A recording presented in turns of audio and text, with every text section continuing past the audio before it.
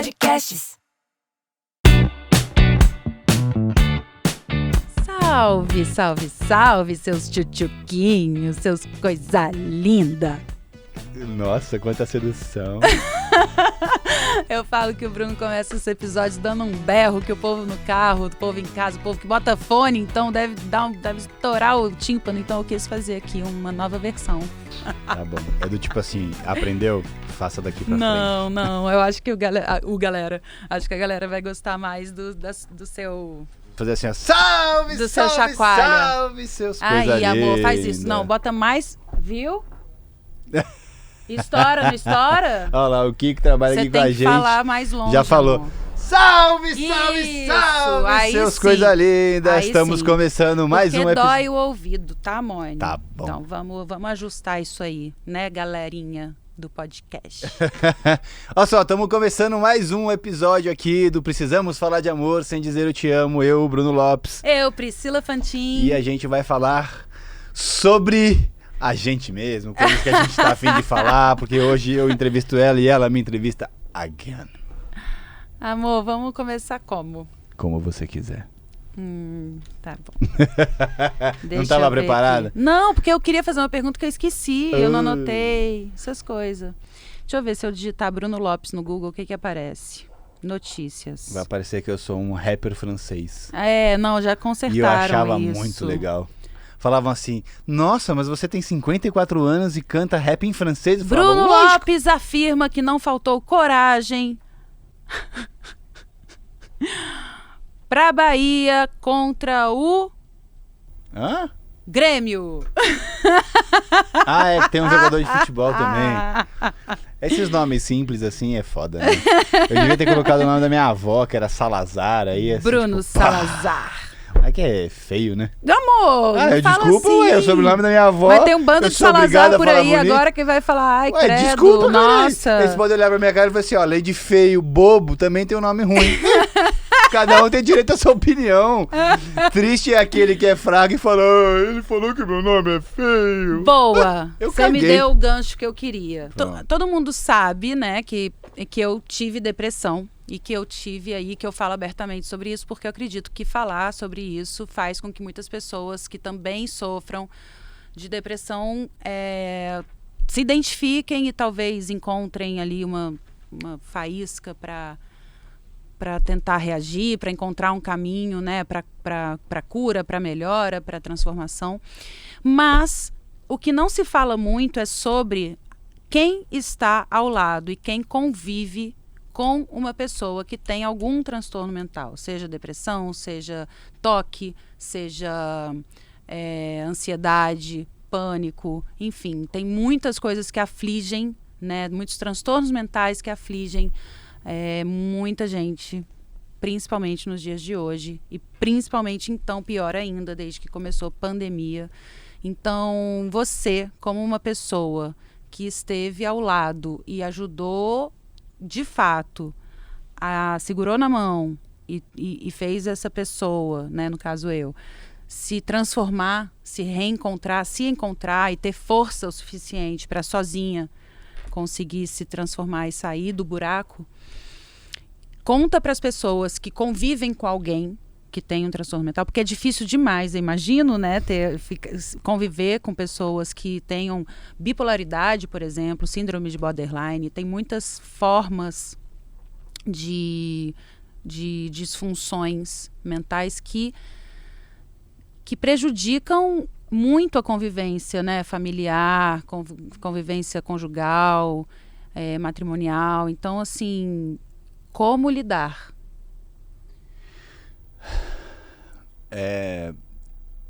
Primeiro, eu acho que eu ajudei, mas eu acho que se for colocar em percentual, acho que a minha participação tenha sido de 10 a 20%. Só o resto do caminho foi você que fez por si só, que são os mais importantes e os mais difíceis de se fazer. Talvez quem esteja do lado de alguém que esteja passando por esse tipo de situação, por esse momento, por essas doenças, primeiro não queira ser salvador da pátria, porque eu jamais imaginei que eu pudesse contribuir tanto como eu contribuí.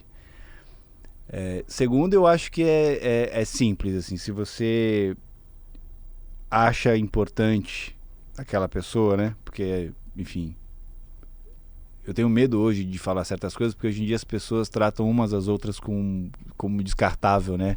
As coisas são muito fáceis, são muito efêmeras, são muito rápidas. As pessoas literalmente trocam de pessoas, de relacionamentos, como quem troca de escovas de dente por outras mais macias.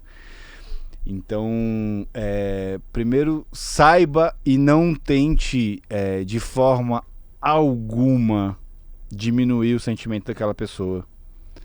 De forma alguma desrespeitar o que aquela pessoa está passando.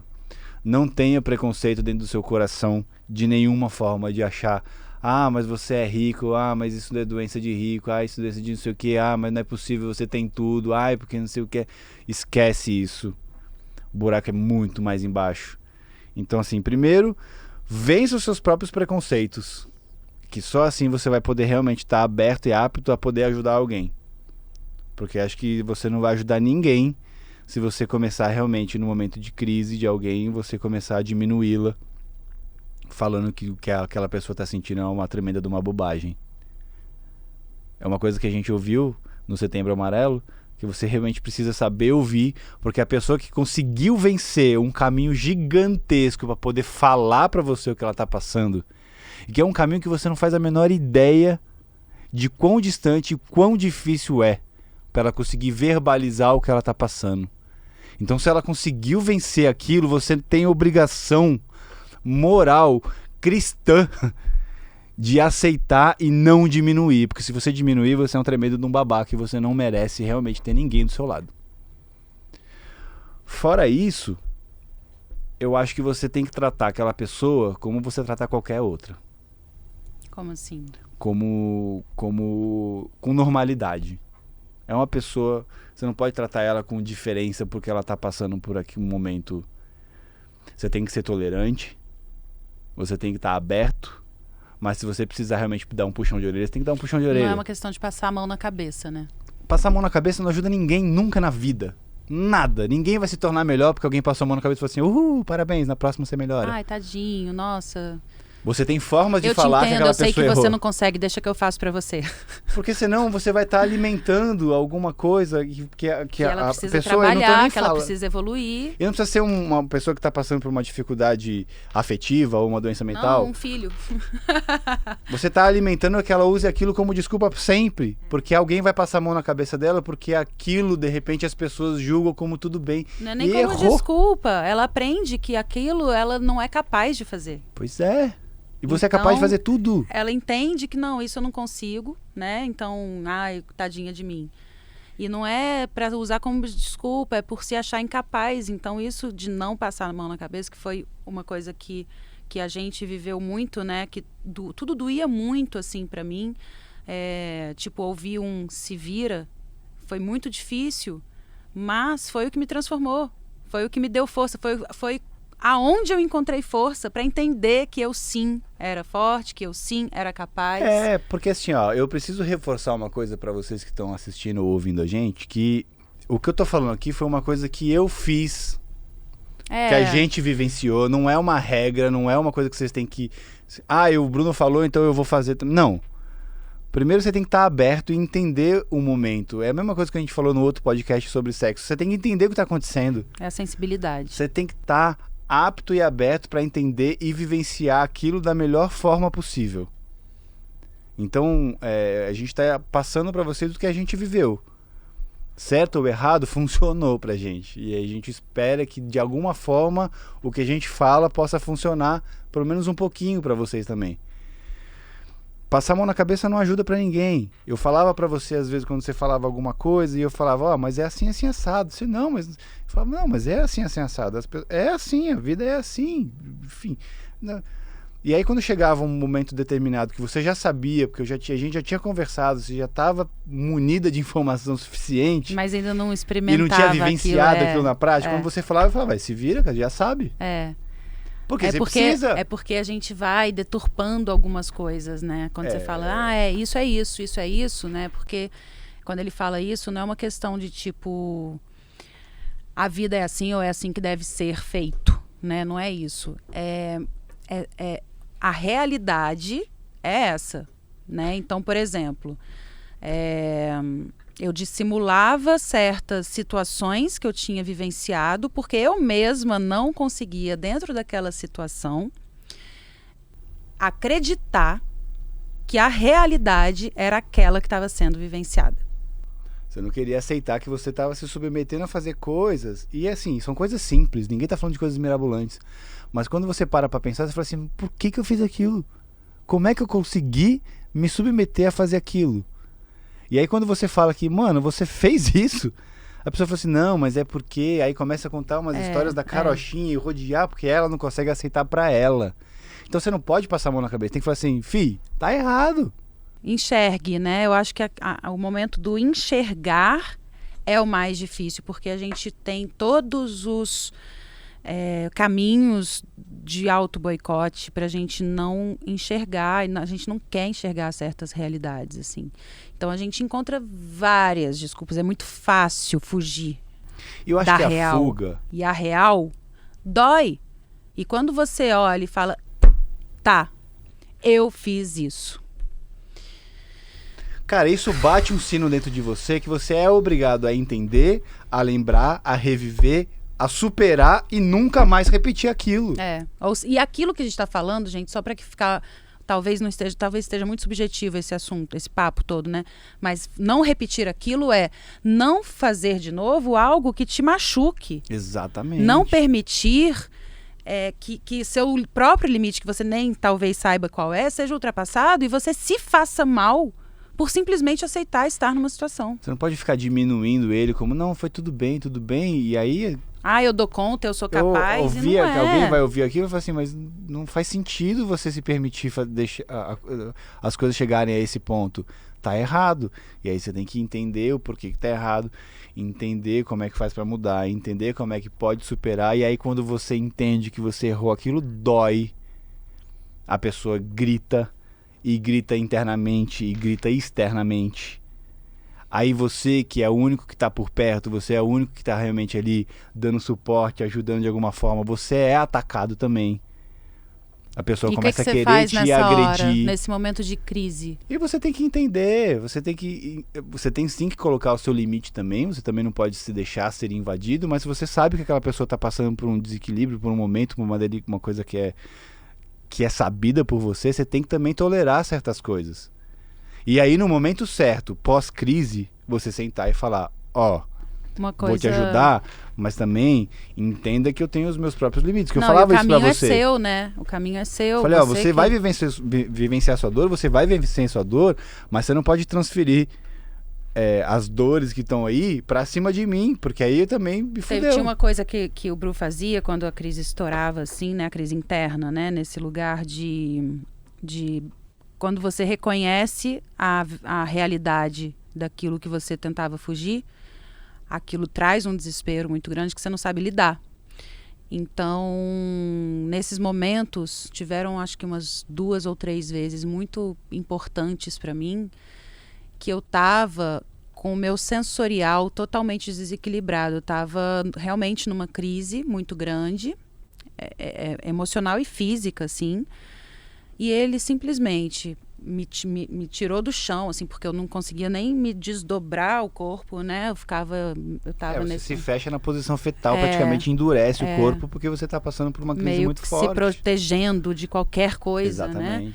E aí ele tentava ali me tirar desse lugar, óbvio, sem me machucar, mas sim tendo que fazer uma força, porque nesses momentos a gente está com uma força surreal e também, você né? se machuca dentro dessa força também. Sim, porque você fica perde o controle. resistência. Exatamente. A resistência te faz, às vezes, se machucar. Então, quando ele conseguia ali me levantar e me abraçar, ele botava o coração dele no meu coração, botava a minha cabeça aqui protegida e falava no meu ouvido baixinho, respira, eu tô aqui. Eu tô com você. E eu tava em outro lugar, chorando, e ele só repetia, respira. Respira comigo. Respira comigo, sente a minha respiração. Vamos respirar junto, 1, 2 e já. inspira. E às vezes E eu não demorava conseguia, né? Porque eu 5, tava 10 chorando e aí eu minutos. ficava soluçando e não conseguia entrar na respiração, mas ele ia ali insistindo nessa calma e nesse acolhimento até que eu conseguisse, de fato, fazer uma respiração junto com a dele, o que por si só já me tirava da crise, né? Assim, a pessoa tem que ter uma confiança de que você realmente está para ela, que você realmente está a fim de ajudá-la e que qualquer coisa que você vai fazer é pro bem dela. Qualquer apontamento que você possa fazer, mesmo que seja duro, como algumas coisas às vezes eu tive que fazer, é pro bem. E aí você só consegue realmente que a outra pessoa que está passando por essa crise entenda que você está fazendo alguma coisa pro bem dela no dia a dia. É isso que eu ia falar. Essa confiança, ela só com o tempo. Ela só acontece se você Não de é da noite pro fato dia. tá para ela. E aí, assim, a Pri não tinha mais ninguém. Ninguém tava para ela na doença. Não tinha absolutamente ninguém preocupado com o bem-estar mental dela. Ninguém. Então a gente ainda namorava. Eu morava em São Paulo, ela morava no Rio. E aí uma das coisas que me marcaram muito foi um dia que a gente, enfim, conversou muito no telefone, e aí tiveram alguns apontamentos, algumas conversas, algumas situações que a gente desvendou algumas coisas que foram extremamente duras para você, sim. que te colocaram numa realidade que você jamais gostaria de estar, né? E você entrou numa crise, e aí assim, a crise veio, era tipo meia-noite, 1h, e aí eu falei, não, beleza, eu tô entrando no carro, tava em casa, desci pra garagem, peguei meu carro, falei assim, tô indo pro Rio, porque essa hora eu não consigo nenhum voo, e a gente vai falando no telefone. Aí eu fui, abasteci o carro, enchi o carro, entrei na lojinha de conveniência, eu comprei Comprou todos os chocolates pra não dormir. Comprei metade da lojinha de conveniência, eu acho que eu gastei ali uns R$900, juro por Deus, foi tipo... Exagerado. Não! Se eu conseguir trazer o extrato da conta, eu vou te mostrar, mano. Eu peguei assim, sei lá, 18 latinhas de Red Bull, sei lá, 15 pacotinhos de Doritos, e comecei a ir pra estrada, e ela falou assim, não precisa, sei lá, depois de uma hora... Eu fiquei preocupada também, né? Pois é, e aí o que aconteceu? Depois de uma hora, ela transferiu um pouco do que ela estava passando pro perigo, preocupação de você estar na estrada. E a preocupação de quem estava cansado de um dia de trabalho, agitado, enfim, ainda tem que passar 4, 5, 6 horas na estrada. E aí ela falou, não, eu vou ficar bem, e aí eu voltei pra minha casa. Cheguei em casa às 2h30, 3h, com o carro lotado de porcaria. E a gente ficou conversando mais um tempo. E quando deu umas 6 horas da manhã que ela descansou um pouco, eu fui para o aeroporto, peguei o voo e fui pro Rio. Então quando eu cheguei lá, ela ainda estava dormindo. Quando ela acordou, eu já estava do lado dela. E foi muito bonitinho, porque eu acordei, ele estava sentadinho, me olhando, tipo, cuidando de mim com um olhar ali, sentadinho à distância numa poltrona que ficava perto da... Não, eu tava na varanda no chão. Tava na varanda. Com um solzinho batendo na cabeça. Me olhando, esperando o momento de eu acordar. E tava ali, sei lá, 1h30. Então, esse aí, estar pelo outro que é, de fato, real. E aí a pessoa, realmente, ela vai estar segura. Ela vai se sentir e ela segura. vai entender que ela pode falar qualquer coisa, ela pode contar com você para qualquer crise, e ela vai saber, inclusive, que qualquer coisa que você fale, por mais dura que seja, não é pro mal, é pro bem. E aí, assim, não adianta você achar que pai, mãe, irmão, tá por perto, mora junto, vai entender. Não. A pessoa que realmente quer ajudar, ela tem que ajudar e esquece se tem outras pessoas, se estão ajudando ou não estão ajudando. Não fica assim, não, tô tranquilo porque tem alguém ali. Que às vezes aquela pessoa que tá lá não tá ajudando, muito pelo contrário, ela não consegue acessar. Às vezes a pessoa que tá passando por essa crise, ela não consegue falar para aquelas pessoas, às vezes por excesso de proximidade. Por vergonha do que vão achar dela. Eu acho que a grande maioria tem muita vergonha, né? É um monte de problema. Então, assim, o mais importante de tudo é, se você quer ajudar, esteja presente, disponível mesmo, porque vai exigir, vai doer, doeu. E compreenda, né? E a gente sabe que hoje que ela já passou, graças a Deus por isso, a gente volta às vezes nesse assunto e eu falo, puta, lembra disso? Nossa, você não faz ideia de como doeu aquilo. Lembra que você falou não sei o que lá? Porra, aquilo machucou. Porque o animal ferido, ele fere, né? Ele tá acuado. O animal acuado, ele agride, cara. Ele agride, porque quando ele agride, ele pode tocar em algum lugar do outro animal que afasta. Não, e outra... tentar fazer mesmo que sejam com as palavras, que o outro sinta uma dor tamanha a que ele tá sentindo. Também. Porque o coração dói, assim, né? E ela quer alguém igual, ou ela quer que você sinta dor para você se afastar e deixar ela respirar. Então, assim, é muito difícil. mas é muito gratificante. E é muito necessário, porque é uma batalha, é uma guerra que você vence junto. Você E falou é fundamental. aí de ter feito 10, 20% só, né? Mas esse é fundamental para que os outros 80, 90% sejam percorridos pela pessoa. Que sim, a pessoa só consegue sair disso sozinha, né? Ela só consegue vencer sozinha, mas ela precisa de apoio. Porque eu acho que dentro dessa situação existem algumas coisas. E se você que está assim. ouvindo está passando por isso e não tem uma pessoa para te apoiar, existem profissionais que façam isso com você. Existem N coisas que vão querer que você... E aí isso é uma coisa muito particular, que é um pensamento meu, assim, que a gente colocou em prática e funcionou. Na sociedade hoje, existem vários tipos de bengala. Bengalas que te fazem aliviar o estresse, que te fazem tirar um pouco da realidade, que faça você ter um pouco de respiro, o que eu não concordo, mas também tem esse tipo de lugar.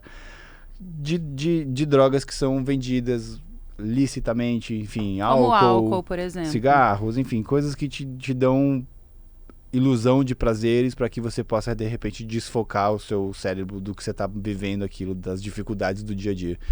E para quem está passando isso, também tem várias fórmulas. Tem remédios, tem muitas coisas e tudo mais. Eu tenho um pouco de medo de remédio, aí uma visão minha particular, pelo amor de Deus, me entendam, que eu não sei, e aí e por ignorância também, e a gente vai convidar, sim, alguém mais especialista nisso para a gente poder debater, se o remédio ele entra no lugar de realmente te tirar do pensamento da doença, ou se ele realmente te ajuda a enfrentar a doença para que você possa superá-la. Se ele vira uma dependência ou se ele vira realmente um reforço para que você possa superar.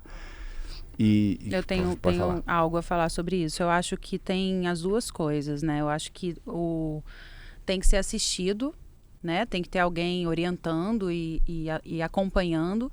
Acho que sim, durante um primeiro momento, em alguns casos onde a depressão, por exemplo, ela é química, que sim, o remédio ele entra no lugar de fazer um papel para o seu cérebro que o seu cérebro sozinho não está conseguindo fazer e que é necessário para você levantar da cama. Sim. Mas continuar nisso talvez não seja tão inteligente, porque o seu cérebro tem que entender que ele precisa voltar a fazer aquilo sozinho. Então, e aí a pessoa que está depressiva, ela tem que entender que não é o remédio que está te fazendo é ela mesma, viver. Não é ela mesma. O remédio está te ajudando, mas ele estaria ali como entre 10% e 20% no máximo, como foi eu na sua trajetória. Senão a pessoa fica dependente. No dia que falta o remédio, ela acha que fudeu, e aí ela volta pro estado que ela estava lá atrás. Não é esse lugar. Por isso que eu ia completar, do tipo, eu não sei, mas a gente tem realmente recursos de profissionais gabaritados para poder te entender, conversar. Então você tem que sim procurar. Mas eu não tenho dinheiro. Não, hoje em dia tem terapia em grupo, tem terapeutas que fazem sim preços acessíveis que caibam no bolso do paciente. Tem terapias online com custo de R$1, se não me engano. Foi isso que a gente ouviu falar esses dias. Tem live terapia. Não então, tem custo nenhum. Para quem realmente está afim de sair dessa situação, hoje, graças a Deus, tem N fórmulas. E aí o profissional vai saber te colocar.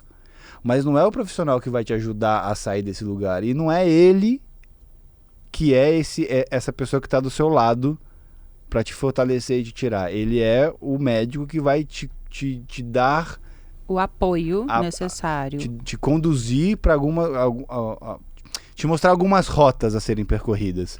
Mas às vezes o caminho para ir, é lógico que é você quem vai.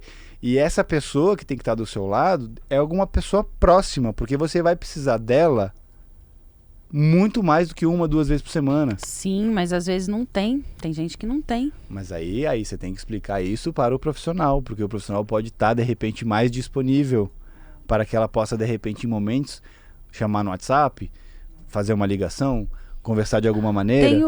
E tem um telefone também. Isso que a pessoa eu ia falar, pode... eu acho que é 188. Você sabe, Kiko? Vamos puxar aqui no Google e a gente já fala. Mas eu acho que o mais importante de tudo... É 188, Centro de Valorização da Vida. É isso. Qualquer desespero que você tiver e não tiver ninguém do seu lado... Alguém vai atender e conversar com você. Pode ligar para 188. E são pessoas que estão acostumadas, Sim, né? que com estão situações... ali, de fato, preparadas para isso. Com situações, às vezes, já num lugar muito... perigoso. perigoso. Então, uma das coisas que fortalecem e a campanha, inclusive, né, do Setembro Amarelo, é fale. Se você está passando por isso, exponha. E se você está do lado ou próximo a alguém, se alguém chegar para você e falar, escute. Sem julgamento. Pelo amor de Deus. Julgamento não serve para nada nessa vida, a não ser você com você mesmo. Quando você está se questionando sobre algumas coisas, você tem que parar para pensar, justamente para você fortalecer o seu autoconhecimento. Agora, julgar o próximo, você não sabe a batalha interna que ela está travando. Você não pode, porque o julgamento ele é único e exclusivamente quando você coloca o seu campo de visão dentro de que você viveu na sua vida, dentro das coisas que você já passou, para poder julgar o que ela está passando. E são pessoas diferentes, CPFs diferentes, situações diferentes, modo de pensar diferentes. Não existe como você julgar ela ou julgar outra pessoa.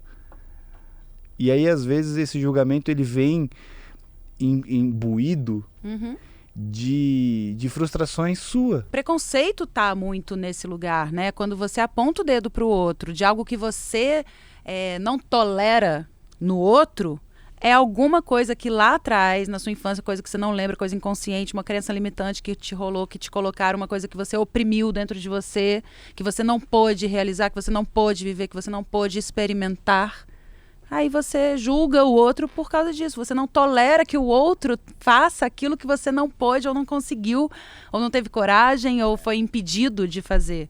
Olha como é que é louco, né? Como é uma bola de neve gigantesca, assim, né? Do autoconhecimento. Isso aí a pessoa não se conhece, aí lá atrás, em algum momento que de repente ela nem tinha tanta informação, ela não tinha tanto preconceito, ela não tinha tanto medo da opinião alheia, aí ela começou a querer fazer alguma coisa, ou vestir alguma coisa, ou pensar de alguma forma, e alguém foi lá e deu nela, e ela se travou, se colocou no lugar onde ela não pode falar nunca mais isso, e aí ela 10, 15, 20 anos depois, ela vai cutucar, xingar, brigar com aquela pessoa que conseguiu vencer uma coisa que ela não venceu. Em vez dela pegar e usar como espelho do tipo, pera aí, passou o tempo, mas eu ainda tenho uma trajetória pela frente, eu posso fazer diferente, eu posso dar vazão para o que eu sou. Ela prefere agredir para diminuir aquela pessoa, para que aquela pessoa possa se igualar a ela no nível aqui de baixo. Mas eu acho que isso é inconsciente. É inconsciente. A pessoa não sabe que ela tem aquilo, aquela vontade de realizar o que ela está julgando dentro dela. Por isso que eu falo, se você tem muito medo do que as pessoas vão pensar de você, já tem que botar um sinalzinho de alerta aí, porque alguma coisa tá esquisita. Dizem que a homofobia nasce daí, né? Você não tolerar que a escolha sexual, a opção sexual, o desejo sexual do outro é simplesmente porque você não pode dar vazão aos seus. Né? Você foi criado de uma forma tão limitante, tão restrita, tão rígida, que você julga isso nos outros, a liberdade dos outros. E o preconceito, ele independe de classe social, acesso à cultura, não tem nada a ver, né? Muitas pessoas ainda falam assim, nossa, mas não, imagina ele com tanto acesso à cultura, ele estudou nas melhores faculdades, não vai ter jamais um tipo de preconceito. Parâmetro. É a batalha interna que ele travou e nunca venceu. E que aí ele não consegue colocar e entender e vivenciar que ele perdeu uma batalha, mas ele abandonou a guerra. Perder uma batalha é muito comum. A gente vai perder batalhas na nossa vida, seja ela qual for. A gente não pode abandonar a guerra. É isso. Lute, persista, levante.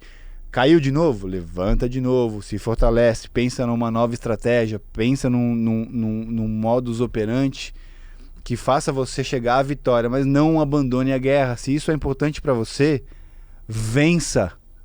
E seja quem você quer ser. Porque nada pior do que você passar a sua única vida na face da Terra sem você poder ser e viver aquilo que você gostaria. Pra quê? Quando você morrer, se você vier numa outra encarnação, você não vai lembrar de nada. Você só vive essa vida pra você ficar deixando absolutamente tudo na mão de terceiros e quartos. E pra quem não acredita em outras encarnações, né, para quem acha que morreu aqui, morreu, acabou tudo, vale o mesmo, aproveite a única vida então que você tem. A gente outro dia estava ensinando algo nesse conteúdo mais ou menos para o nosso filho, Se o outro está decepcionado com você, se o outro brigou com você por algum motivo ou apontou algum erro seu, beleza, você vai respeitar e vai entender aquilo dentro de você para que você não machuque novamente o outro, para que você não... Enfim, é tudo para crescer, para acrescentar, né? Você tem que usar os momentos de decepção, de frustração na vida, de dor, de sofrimento, para você evoluir. Tem algo ali dentro que precisa ser revisitado, revisto, fortalecido, para você evoluir aquela questão. Mas não é não é a questão de você, tipo, minha vida acabou porque eu decepcionei alguém que eu amo muito, então não sei mais para onde ir, não quero mais viver, não vale a pena estar vivo porque eu não sei ser uma pessoa que não decepciona as outras. Tipo, entrar nesse lugar é você colocar realmente a sua vida na mão dos outros. Sim. E não, você é a pessoa mais importante da sua vida. Você tem que estar feliz e satisfeito com as suas atitudes. Você tem que vigiar as suas atitudes e o quanto você pode melhorar e evoluir e ser uma pessoa melhor. É você com você mesmo. A única pessoa que você pode competir é com você. Então, amanhã você ser melhor do que ontem. É você evoluir dentro do que você acredita que você vai ser ou vai fazer de melhor para os outros e para o mundo. Não coloque a sua vida dentro das expectativas do outro. Não coloque a sua felicidade dentro das expectativas do outro. Tem duas frases que são muito legais, né? E uma delas eu repito bastante, mas outra eu já tinha postado e acho que você postou hoje. A primeira é você... Vamos lá, Emicida. Você é o único representante na face da Terra capaz de realizar os seus próprios sonhos. Ninguém vai fazer isso por você. Só você. Então não adianta sonhar se você não tem planejamento, se você não tem disposição, se você não está afim de enfrentar uma guerra para conseguir realizar esse seu sonho. Sonhar é legal, é de graça, mas você tem que batalhar e às vezes a batalha é árdua. A guerra é árdua. Vencer ou perder uma batalha faz parte do processo. Insistir, persistir e chegar até o fim e poder falar venci é muito importante. Dentro disso, é sempre bom quando a gente está lá lutando para chegar no nosso sonho e parece que o sonho nunca chega, porque é um sonho distante, aquele sonho que parece que é impossível. É sempre importante você olhar para trás e ver o caminho que você percorreu. Não só olhar para frente e falar assim, mas eu quero chegar lá, e você caminha, não chega. Para um pouquinho, olha para trás e entenda o caminho todo que você já percorreu. Isso vai te dar muito mais gás, muito mais motivação. A outra frase é: se alguma coisa te faz feliz, foda-se a opinião dos outros. Corra atrás da sua felicidade. Os outros que se adequem. Se não se adequarem, que eles sigam a vida deles e você siga a sua. Perto de você tem que ter pessoas que querem te ver feliz, que querem te ver voando. E que torcem para que você conquiste aquilo que você quer, não o que eles querem, né? Se elas não estão aptas a isso, um beijo, um queijo, até a próxima vida. Eu quero falar uma coisa sobre tudo isso que a gente falou, que está aqui martelando na minha cabeça, então acho que pode ser importante ser dito. Ninguém está aqui para salvar ninguém. A gente pode ajudar, a gente pode apoiar, a gente pode estar disposto, pode estar ao lado. Mas ninguém é Madre Teresa de Calcutá. Não esteja ao lado de uma pessoa porque você quer mudar essa pessoa. Você pode, sim, ajudar se essa pessoa está precisando de ajuda. Se ela quiser ser ajudada. Mas ninguém é ajudado quando não quer ser ajudado, né? Uma coisa que eu demorei muito para entender e para realmente acreditar na minha vida é que a maldade existe. Existem pessoas que agem por maldade. E que se aproveitam do bom coração alheio. Exatamente. Então, assim, não perca seu tempo achando que você vai salvar o mundo e isso só vai te trazer frustração. Às vezes, o motivo do seu descontentamento com a vida ou com você mesma, é por pura prepotência sua de achar que você é capaz de mudar o mundo, de mudar as pessoas, de fazer o mundo ser cor-de-rosa, porque você tem esse dom, vai viver na frustração e vai se machucar. Então, queria só dizer isso, assim, acho que... Eu ainda acho que tudo faz parte do autoconhecimento. Sim, Quando você total. tem o autoconhecimento, você está fortalecido o suficiente para ajudar uma ou outra pessoa. Agora, se você realmente acha que você é Madre Teresa de Calcutá e que você sem vai fortalecimento suficiente para ajudar e salvar as pessoas que estão ao seu redor, é porque você, infelizmente, não consegue salvar a si próprio. Fiquei toda arrepiada, vou dar tchau. E agora que eu gosto de gritar, tem que ficar Não longe tem do mais microfone. o que falar E a depois gente disso. Ó, arrepiou termina até agora aqui, ó. Arrepiou a mais barba. um podcast do... Precisamos falar de amor sem dizer eu te amo. Era isso que você Eu ia tô falar? gostando muito desse formato, só nós dois. Eu adoro receber os convidados, mas eu tô gostando muito disso.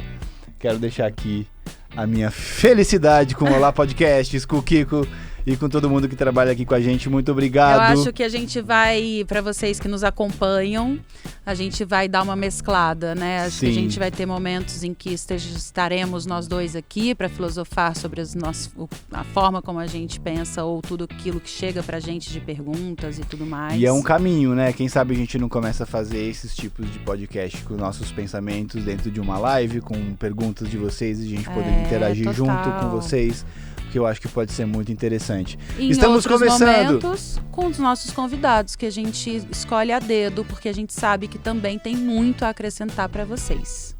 Estamos começando e vamos longe. Pode apostar. Obrigado. Beijo.